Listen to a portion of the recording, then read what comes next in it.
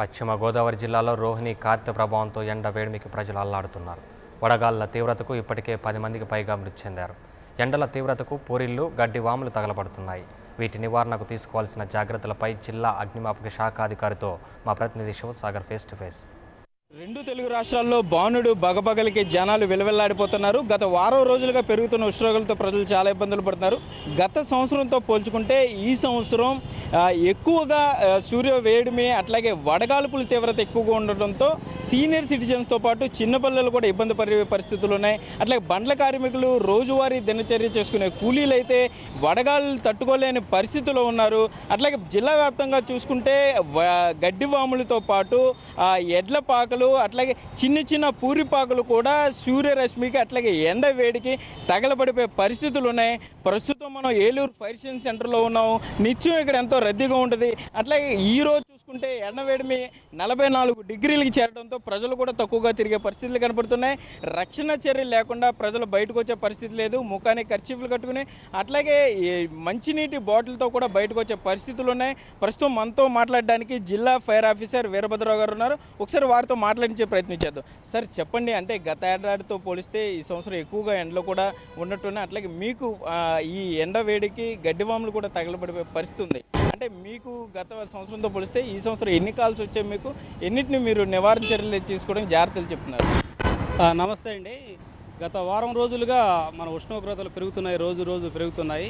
అలానే అగ్ని ప్రమాదాల కేసులు కూడా వారం రోజులుగా పెరుగుతూ వస్తున్నాయి.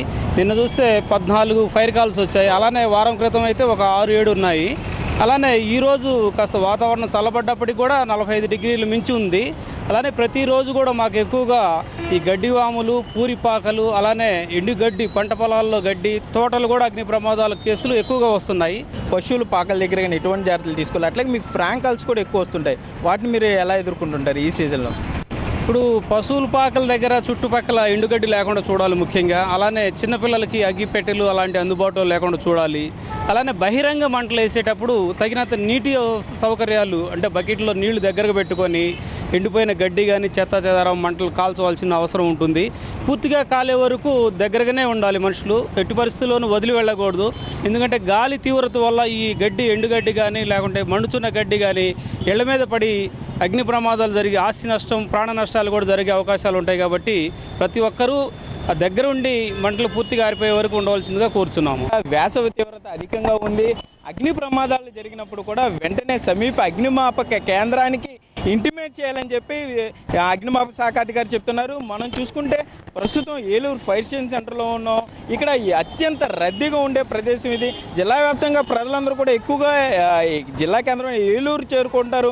ఇక్కడే బస్సులు దిగే వారు కూడా ఉంటారు. అయితే ఈ ఎండ వేడిమికి మాత్రం సెంటర్ కొంత జనసాంద్రత తగ్గుతుందనే చెప్పుకోవచ్చు. మధ్యాహ్నం పూట అత్యవసరమైతే తప్ప ప్రజలెవరూ బయటికి రావద్దని ఇప్పటికే జిల్లా అధికారులు ప్రసార మాధ్యమాల ద్వారా తెలియజేశారు.